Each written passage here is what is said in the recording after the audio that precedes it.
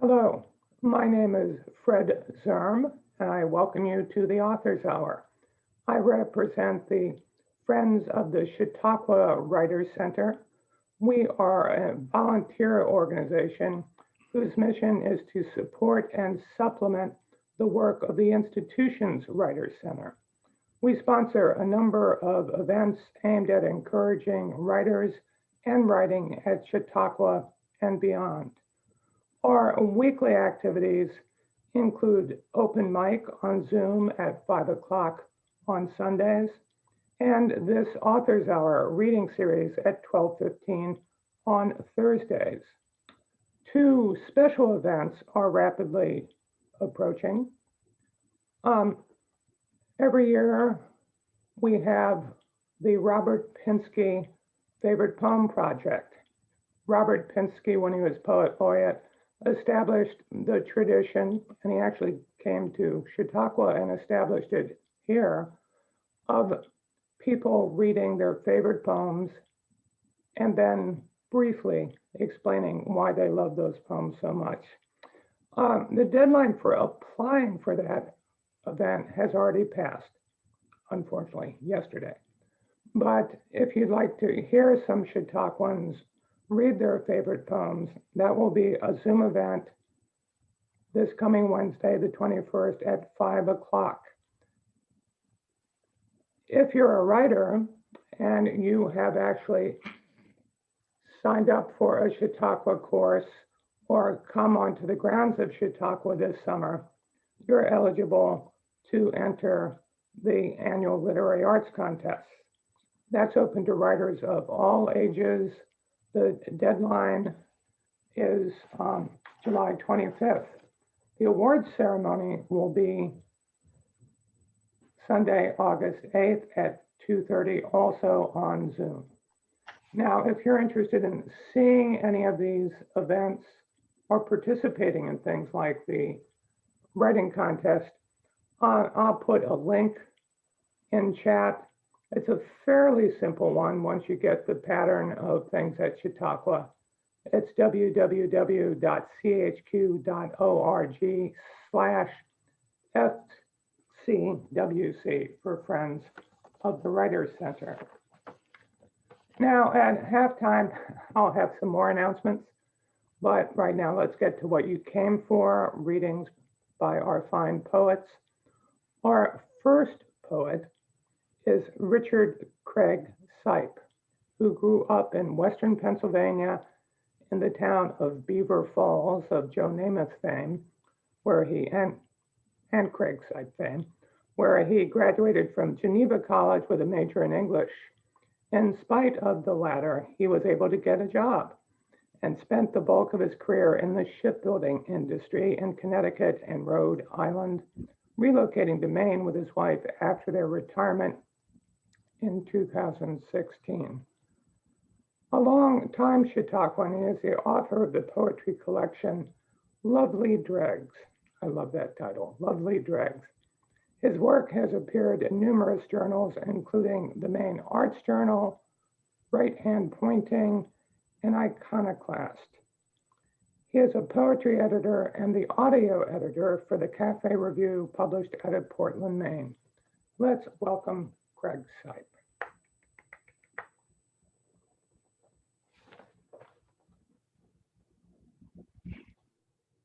Thanks, Fred, for that great introduction.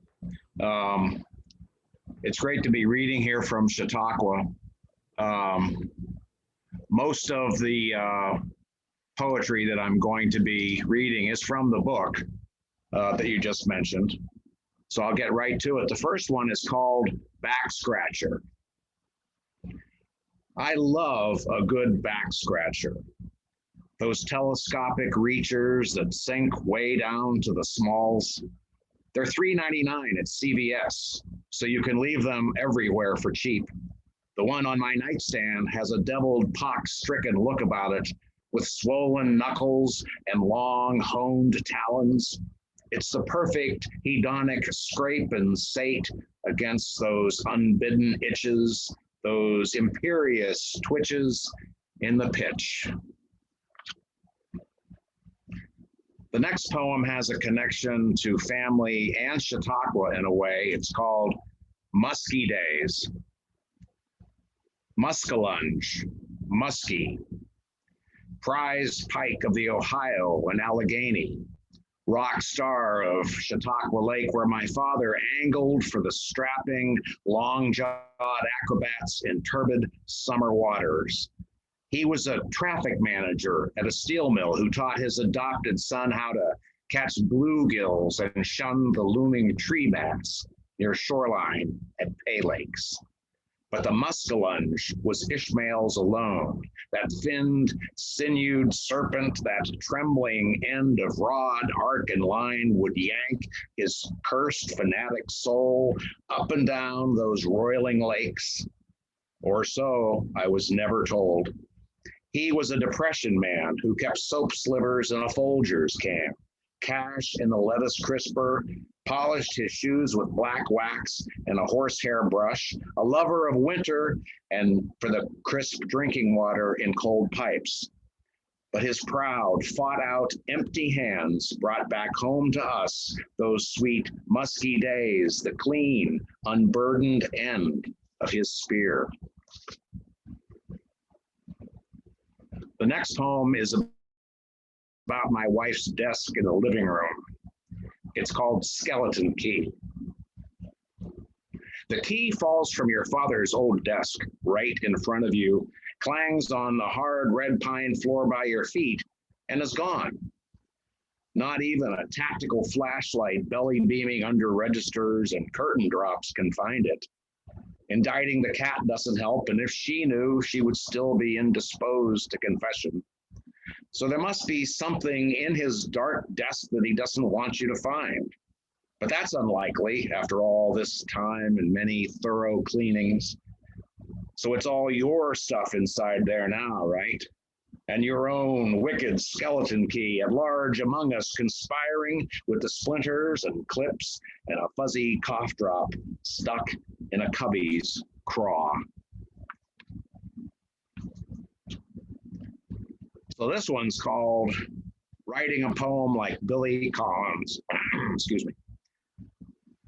I'm going to sit in this breakfast nook and write a poem like Billy Collins. You can watch me quietly. It's very early in the morning, so my drink still has ice in it. Someone spilled the salt and pepper all over the red gingham, and no one has noticed but me, the incidental harmony of brine and kick in this mix against their grains. The cat is perched on a granite stoop by the gaping slider, heading out for the morning when I recall that she is an indoor cat, declawed like a clay pigeon, pursued by me into the rich black mulch over cragged hydrangea rocks to a tripping, flat-back, sprained view of the waking sun. My wife has stirred from sleep to this picture-potted frame of a new day, and I wonder if we have become friends after all this time. Go ahead, have a pear with thick whole grain toast and cream, lean in the doorway and wish this was you writing this. Listen to the vesper hornet hum, the opera sirens wailing high seas through closer roads and hills. The scour sound of a sandpaper tongue, a distant purring overhead. The next poem has a mixed theme of retail and religion. There was a chain of home stores in Connecticut and Rhode Island where I used to live and work called Benny's, and I went there a lot. So this is Benny's Home Stores Closing. All of the Benny's, some 31 home stores in 3 states, closed at the end of last year. And with them went 715 red-vested souls who knew where stuff was. And while my humble mouse can click and scratch its virtual way through a cyber hardware maze, when an actual finger points to the actual widget I need to carry on, well, that is Sistine Retail in my chapter and verse. Transubstantial deliverance to the checkout lane with the perfect bag of screws. Punctuation confrontation. Not the stern declaration of the period or the insolent catechism resident in a question. We need more forbearing punctuation to quench the slavering fawn of the exclamation point. Not to impugn the colon here or summon unwelcome expectation, but if we spoke more parenthetically, we could mean less of what we say and say it anyway. Fly in the margin between brackets, a more circumspect conjugation, less rattle, more dash. Here's another family poem. It's called In Kind. In hotel rooms where mirrors creep up in sodden places, I see my grandfather walking across the floor. I recognize the rigid shuffle and stern bent forward, aimed for the frequent destiny of the can. He was a hard man to like and became more like himself the older he got, but worth a toast, I think, a gesture. He never refuses to return in kind. This one isn't in the book, but I'll read it anyway. It's called The Late Summer Pigeon. I popped a pigeon with the deck screen on my way out to find you one night. It's hobbled under the steps where we sit now, unable to fly away. A dirty bird, you might say, but I have been grain-fed on metaphor all my life, on the shit that happens, on the unexpected that comes to our porch, and what a hurry means to the backside of an opening door. So the original title of the book was something else until the editors weighed in and suggested a different title. The title of this poem is called Curd Weeds. The existing title of the book comes from internally into this poem. So, but the original poem still is Curd Weeds. In early June, curb weeds crack through the seams in sidewalks and break for the sun. You see them on the interstates, sprung from Jersey barriers, dropping trowel, waving in ragged abandon at the traffic. Along my evening walk by the tracks, they scratch at my shins from the knee wall and fence, some waist high, reedy funhouse ghouls, leering stalkers out for a belch in the breeze, seedy flashers flaunting themselves before the coiffed hostas across the street in their manicured beds. About Labor Day, the town roadies come down with their whackers and zambonis, and they sweep the streets of the Lovely Dregs, now parched with brown and drought, all partied out. I walk the clean concrete of autumn, unmolested, the bacchanalia of the weeds blowing in my ear, unbidden, like murky sweet bar memories rising from the mist, punching the juke with another tune, playing with the scraping counterpoint of rakes. So there's been a lot in the news in recent months about science. Want to talk about science? Here's some more talk about science. It's called Science of Pressure. Did you know that the atmospheric pressure of 2 equivalent elephants is weighing down on you right now? You don't feel it, do you? That's because the force is being equally applied in all directions.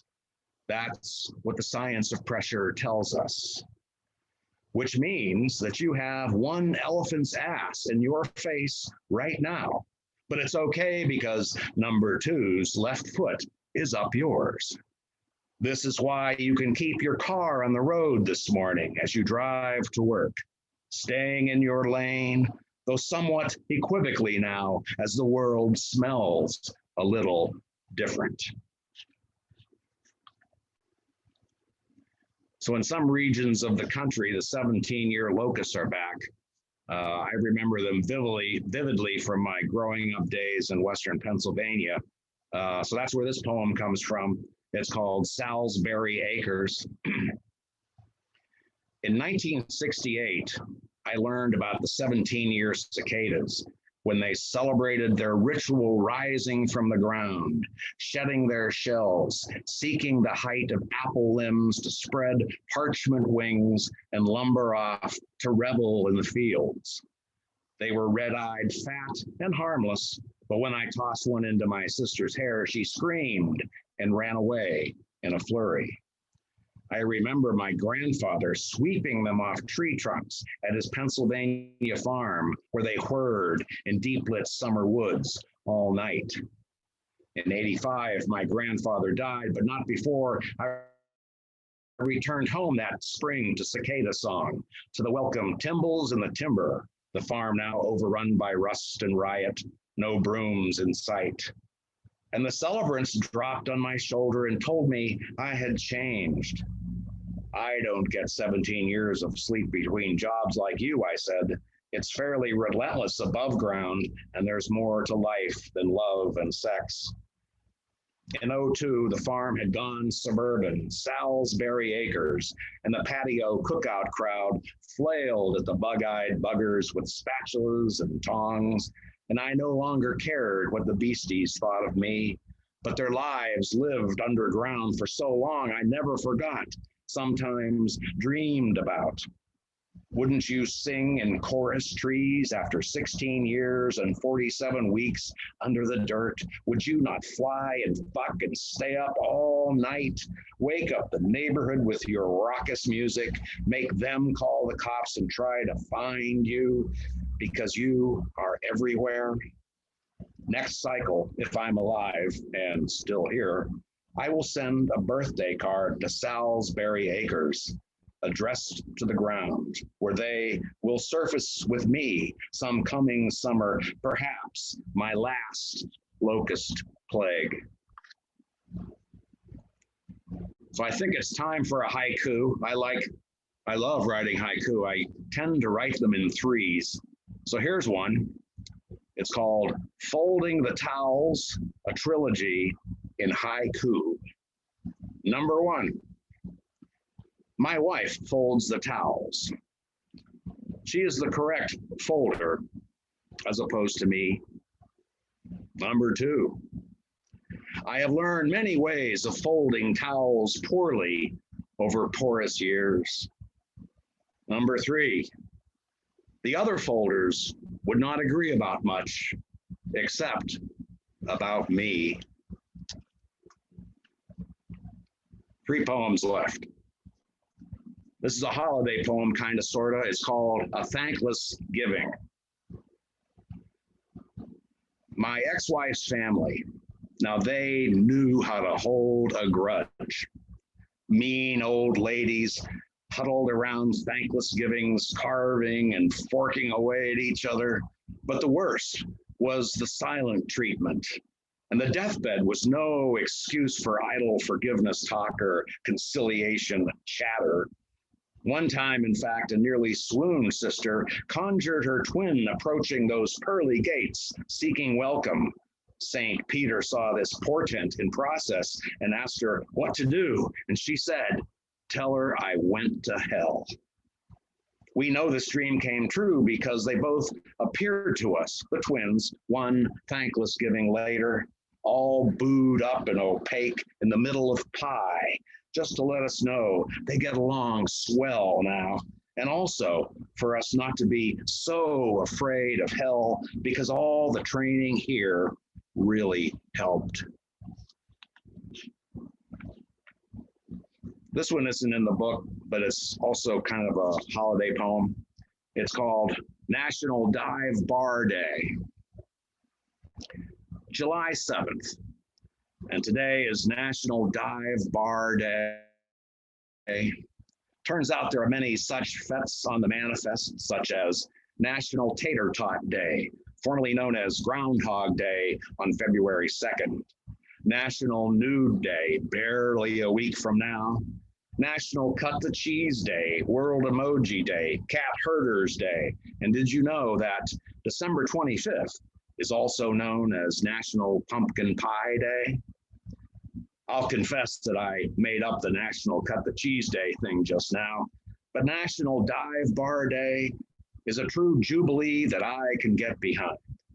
It's a day of foosball, pickled eggs, urinal cakes, and a first date with your favorite lady at a baseball dive in Newport, Rhode Island, where you can sit out back with your Strohs and watch the gulls play on a warm summer night. But it wasn't a summer night on that first date of ours. It was, in fact, National Banana Bread Day, also known as February 23rd. And we discovered, among other things, that neither one of us liked banana bread. So we got married on National No Bra Day, which is in October. And finally, this is called Big Day. Every spring, I think about the beginning of a big day. How in March we somehow feel better because winter has begun its slow, muddy shuffle off the page, because the calendar itself is one big day that we scratch our lives into like running plays scrabbled in the new dirt, track meets, teeth cleanings, haircuts, vaccinations, vacations and weddings, all those rendezvous with the sundial, those sweet payday advances at deliciously usurious rates that betray our optimism for a whole big deal date with a new day. Thank you very much. That was great, Craig. Zephyr liked it too. Thank you, Craig. Thank you, Craig. I suspect in Billy Collins's next collection, he'll have a poem entitled something like Writing a Poem Like Craig's Sipe. That's good. Now, if you do search out Craig's poems, especially on Barnes & Noble and Amazon, you need to put in Richard Sipe, because that's his more dignified poetic name. But I guess on your website, you're just Craig. Yeah. A few more announcements about the literary arts. One relates to one of your poems, because the author of Why Trust Science, Naomi Oreskes, will be speaking today at 3:30 on her book, and it's on the Assembly platform, assembly.chq.org. And I'm tempted, if I'm there, to ask her about the two elephants in the room of air pressure, okay? Tomorrow at 12:15, on the virtual porch, which is, you might get the pattern by now, porch.chq.org, the prose writer of the week, Jeffrey Deschel, will be giving what we call a brown bag lecture, one during lunchtime. Did want to remind you of a few things with our sister overlapping literary art, the theater, that their play, their presentation of Dominique Morisseau's powerful play, Blood at the Root, continues this week with a last performance on Sunday, the 18th. The Friends of the Chautauqua Theater Company are presenting a one-woman show, a version of Anne Devere Smith's Twilight Los Angeles, at 3 o'clock on Friday. I'm afraid I don't have details about how to obtain tickets. I'll have an announcement or two at the end, but it's time to get to our second poet, Carol Townsend. She received her BS in art from Nazareth College of Rochester and her BFA in applied design and ceramics from Ohio University. Prior to her retirement, she was an associate professor of art and design and former chair of the design department at the State University College of New York at Buffalo. As an award-winning ceramicist and mixed media artist, her works are represented in numerous collections. She has been a frequent participant in the Chautauqua's Writers Center poetry workshops. I've been in several with her, and has served on the board of the Chautauqua Literary Arts Friends, now known as the Friends of the Chautauqua Writers Center. One of her poems was the first runner-up in the 2019 National Carolyn Forche Prize Competition sponsored by Waterward Press. Her poems have appeared in the journals Voices de la Luna and Salzier, The Healing Muse, in the Buffalo News, and on the Master Poetry Inc. website. She has been an invited reader in the Gray Hair, Rooftop, Word Flight, Red Door, and Literary Cafe series in Buffalo, New York. An avid gardener and photographer, she resides with her husband John and Minnie Dashon, Loki, who has a movie out now, in Snyder, New York. I give you Carol Townsend. Hi. Hi, everyone. Fred, can you put me on the screen, please?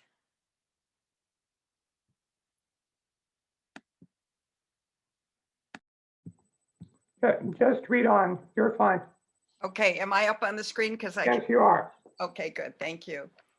I'd like to read several selections from my chapbook, but before I do, I just want to thank Fred for all his work on behalf of the Friends of the Chautauqua Writers Center. I want to give a shout out to the workshops offered by the Chautauqua Writers Center, without which I would not be a published poet today. And finally, I'd like to thank fellow poets, folks from New Orleans, Florida, Binghamton, and Buffalo. Thank you all, everybody, for tuning in during this very busy time. As a poet, I am fascinated by the storytelling potential of poetry and the tales of what it's like to be human. So I will read from A Cinder in My Knee. And Craig, if you're there, this is a poem about fish as well. It's called Farm Pond. The marsh that lay in the flat between two steep hills had been deepened into a pond from which cows drank, standing up to their flanks in August heat, when mosquitoes buzzed and bit. In winter, the water froze smooth. A hole would be chopped, thickness declared. We laced up white leathered skates, skimmed across icy skin that separated us from bullheads in hibernation on the brackish green bottom that had squished between hooves and toes on hazy summer days, when every Friday morning, the hired man carried a pole and bait down to the pond, caught a half dozen of these catfish, lugged them back in a metal bucket, gutted them on the back stoop to be pan-fried in butter, a melt in your mouth delicacy, if you could forget frightful tentacles, innards that stunk, if you forgot where they lived, if you were able to pick out each tiny bone. The next one is for my sister Ruth, who's joined us today. It's called Summer Sacraments. My sister and I stooped to pick strawberries with sticky fingers, reach for raspberries rare and whiskered, whose brambles scrabbled gibberish across our wrists, stopped to bomb each other with blueberry grenades. Scratches, torn sleeves, fruit war stains, the bite of baling twine against sunburned necks, twine knotted through holes punched in Prince Albert cans, now heavy, coin to pay for deep dish desserts, strawberry rhubarb pies, sweet and sour, corralled by pinched crust, blueberry crunches, scooped steaming into Corningware bowls, raspberry upside down cakes crowned with pours of fresh cream, wine on young tongues.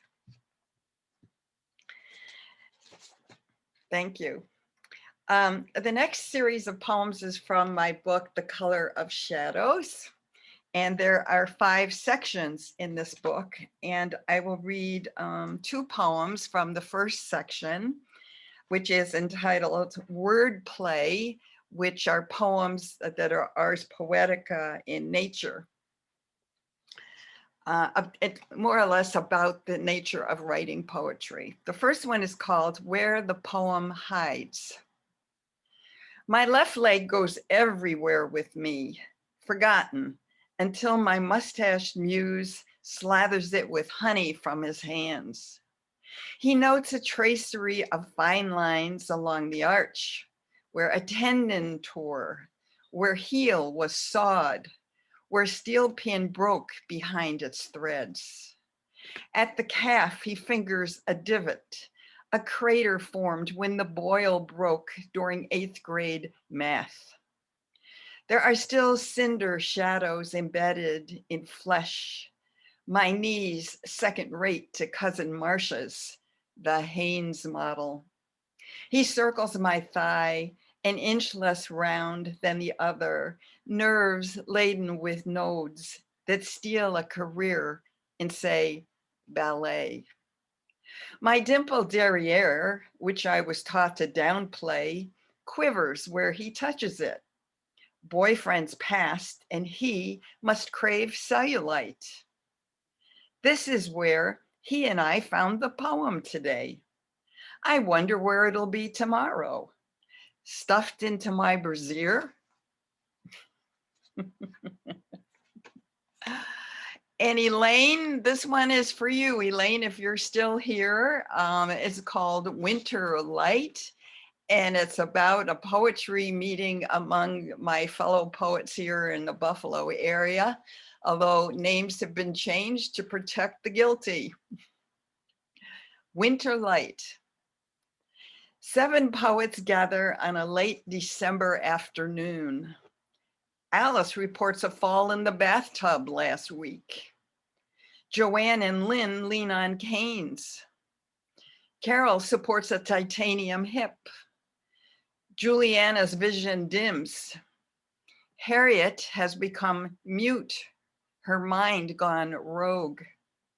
Joyce feels invisible in the grocery store. All nod in agreement, each feeling the sting of age-related disappearance. Yet the poems reveal selves without disability, selves without disability or disguise. The next life considered, what full body contact used to feel like, how winter light might be captured, a light as elusive as youth. Someone strikes a match, lighting a candle against the gathering dark. Stanzas flicker and flare, driving shadows into corners, as if ink on paper, words themselves serve as beacons, brilliant in a starless night. I think we can all relate to aging. The second section is called Where the Weasel Hides. And it's a fairly humorous section. So listen up, Craig. This one is called Anthropophobia, which is the fear of flowers. And when you research it, there's a fear of almost anything you can find, the fear of flowers. I hear snowdrops whisper behind their hoods. Pansies glare back. Daffodils stiffen and snicker. Peonies pink slander their white brethren. Poison ivy creeps in. Daylilies will spend 12 hours in gossip. Roses will clamber over the fence's hip. Heliotrope will label the fuchsia purple. Our geraniums taunt geraniums. Soon, the black-eyed Susan accuses the begonia of being tuberous. Impatience calls the nasturtium nasty. What protection the trowel? What good the spade? I wear earplugs and gloves, hide in the house, tending to fake blossoms. But is that a murmur? Does the silk rose belittle the plastic lilac? Maybe I should move to Antarctica. But the flowering hairgrass, the pearwort, they do grow in Antarctica. The third section is called Stranger Than Fiction, which are poems that I've written about odd things, odd occurrences. The first one is called Deceit. A plastic dragonfly flutters in the breeze, its wings fractioning morning light into iridescence. A real dragonfly alights on the fake one, I kid you not. Its yellow striped body and wings banded by tufts of black chenille. I snapped dozens of shots with my cell phone, but there is no clear resolution to be had. No matter the setting, each one blurry. And I am reminded of how desire distorts, how a shadow is only a shadow, how infatuation can change a chip of glass caught in a sidewalk crack into a diamond. I was hoping my friend from Buffalo, Paige, would be joining us because this poem was more or less a found poem. She told me this story and I couldn't wait to get home to write it down. So I basically stole it with a few tweaks. It's called a boa constrictor. One day, the boy woke to find the family pet wrapped around his neck, after which the father threatened, and the snake, sensing danger, squeezed through a heating duct into the wall. No babysitter would sit after that. No friends would visit. The parents, now frantic, called the zoo. The zoo called the science museum. How to coax a wayward mass of muscle out of a labyrinth.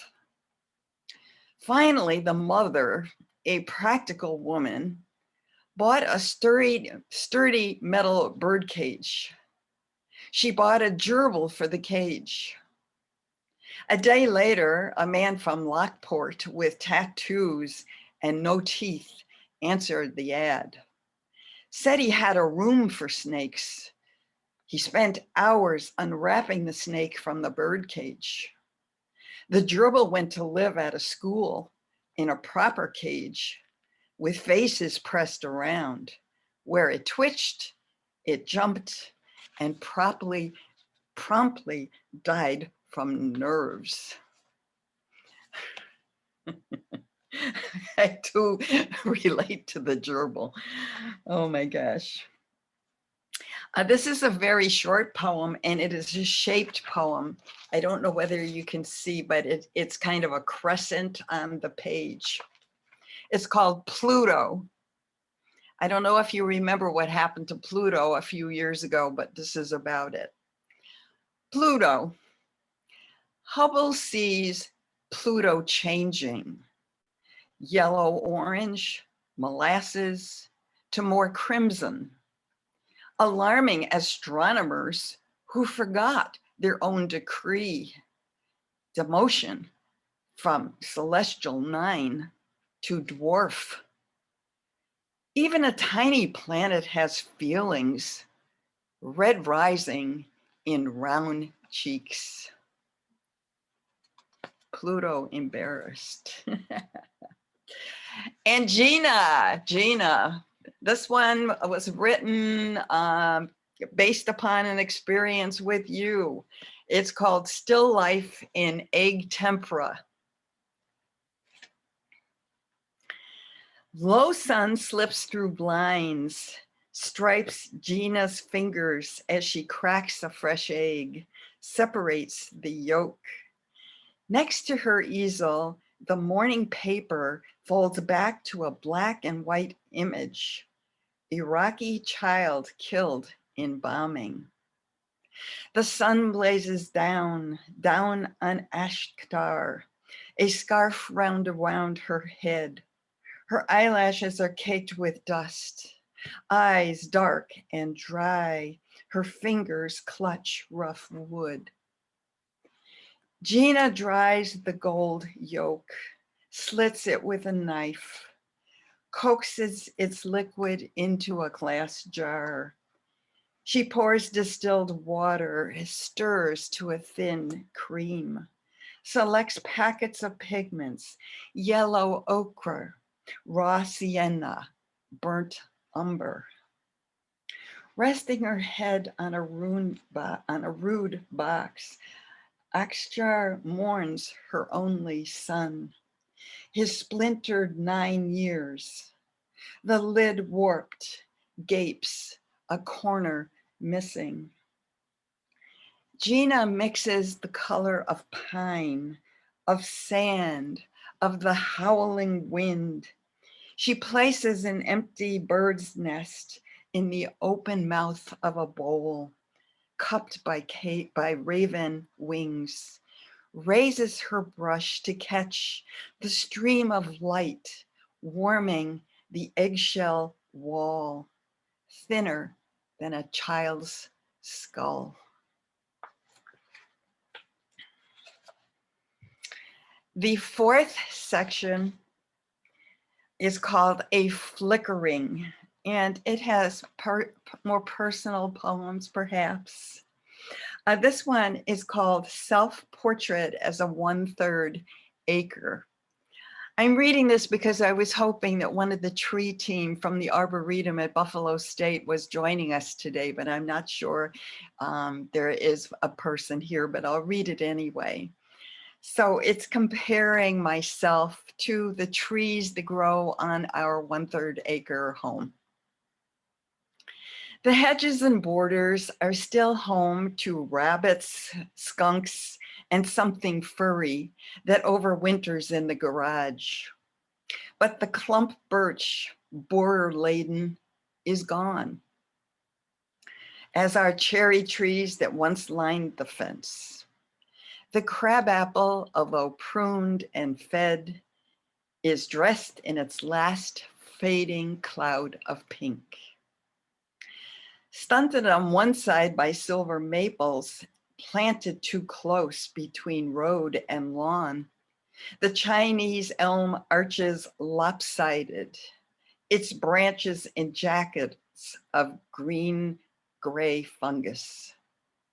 The ashes trunk storm split, sprouts shoots, and the damaged horse chestnut flaunts cones of white candles on misshapen candelabras. The Japanese maple planted last fall endured gales, freeze and heave of bitter winter. One branchlet succumbed, its stub hidden under delicate spray of 7-fingered lace. Another reminder that this land's lineage can be traced through survival, despite wounds and imperfections, like a twisted spine, lame hip, scars etched from clavicle to calf. It's a little more sobering poem, I must say. This one is called, I'm getting close, okay? I will read this one and then one very short one. This one is called The Calling. And it's about funeral cards. I don't know whether other people collect funeral cards, but I have a pound of them. The Calling. In the bottom drawer of my nightstand, I keep a box of funeral cards, some with Jesus holding a lamb, some Mary hovering over a half moon, and the address of the deceased, cemetery and plot engraved on the back. A few cards flaunt gold edges. Others are laminated to last for eternity. Every so often, I finger through the cards. Aunt Frances, a familiar fragrance. Uncle Floyd, a remembered turn of the head. John from next door, the rasp of a voice. I piece together each person, but no matter how tenderly I sniff the air for taboo or old spice, mold atoms into Uncle Floyd's face, or listen for the cadence of John's laughter, I miss something. Yet if I stop remembering, they will cease to be. It is my duty to call them back. And my last poem from the 5th section is called The Yearning, and they're relatively short poems about love and loss. This one's called Passion. Let me spread poems one by one over you, wrapping you in my words, so that our sweat releases ink from the page, like midnight blue sap, and it sinks into your pores, indelibly staining you with me. Thank you very much. Fabulous, fabulous. Thank you. Wow. What a dynamic duo of readers, both similar and different, so a very complementary pair. Great, great. Thank you. I want to mention one literary thing, and then we'll open up for any questions or comments for just a few minutes. Do want to remind you that the writers of next week, week 4, will be reading at 3:30 on the virtual porch. Marcus Jackson, poet, who will be teaching a workshop on angles of identity, and Oliver de la Paz, prose writer, who will be teaching a workshop on blurred lines, hybrid prose forms. We can open up briefly for some questions or comments. You can put them in chat. You can raise a hand virtually or actually wave a hand, and we'll call on you and you can unmute yourself. So if anybody has anything to say or anything to ask, please do so. Lisa asked, Carol, where can I find your book? So you can unmute and tell us. Okay, I think I am unmuted, yes? Yes. Yes.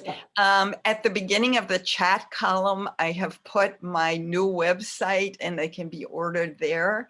And if you can't scroll back through, it's just simply Carol Townsend Poetry, all one word, .com. Oh. And I hope when I'm at Chautauqua, the last week in July and the first week in August, that it'll be in the Chautauqua bookstore. Okay. Good. Okay.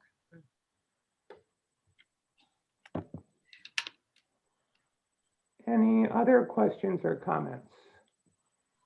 Well, I have, Yeah, Janae. I love Craig's poetry. I've known him for years, but I love the details. The cough drop, the urinal cake was just fabulous.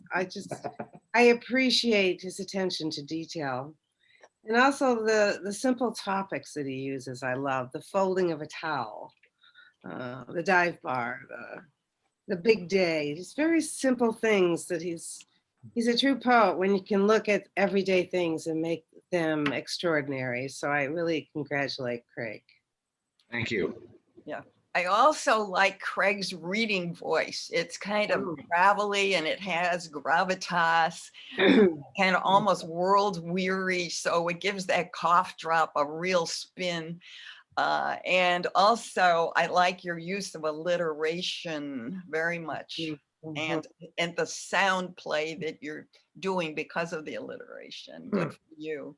Good for you. And your humor. Right. I Well, think I we enjoyed should- your we should- humor too, Carol. yeah. At times. The bit about the cellulite really just was great. You'll never forget that.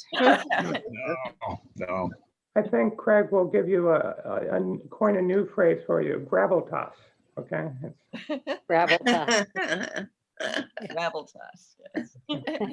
Any other I comments? love the do not be afraid of hell. Do not be afraid of hell. All the training here really helped. Yeah. Yeah. That's gonna, I'm waiting till you get here before I'll I. meditate on that one.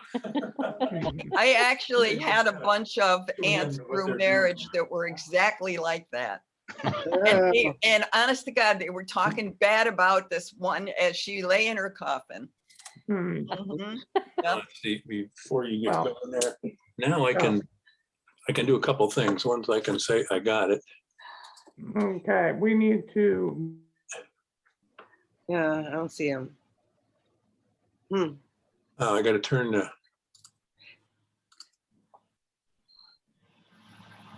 There you go. Now, if you want, I can turn the lamp. Fred, you muted.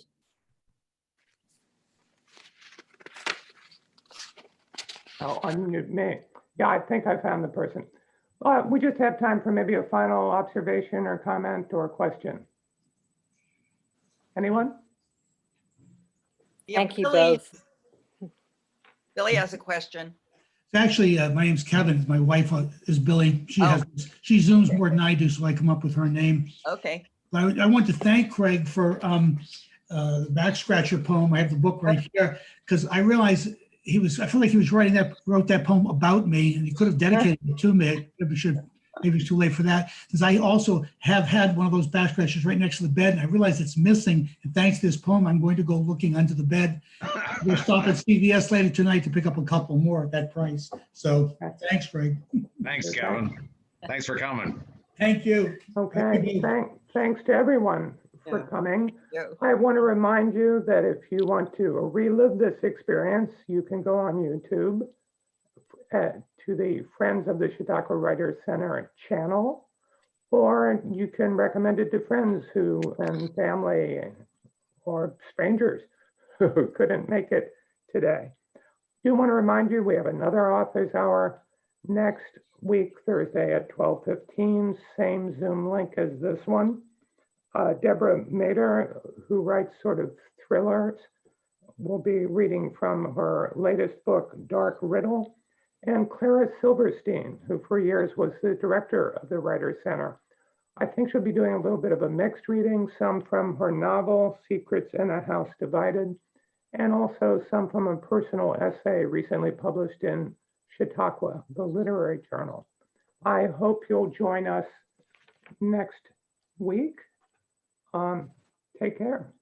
Thank you Take so care, much for being everybody. here. Thank you. Thank you Happy all. Thursday. Bye-bye. Congratulations. Thank you. Bye, Joan. Beautiful, Bye-bye. beautiful. Thank you.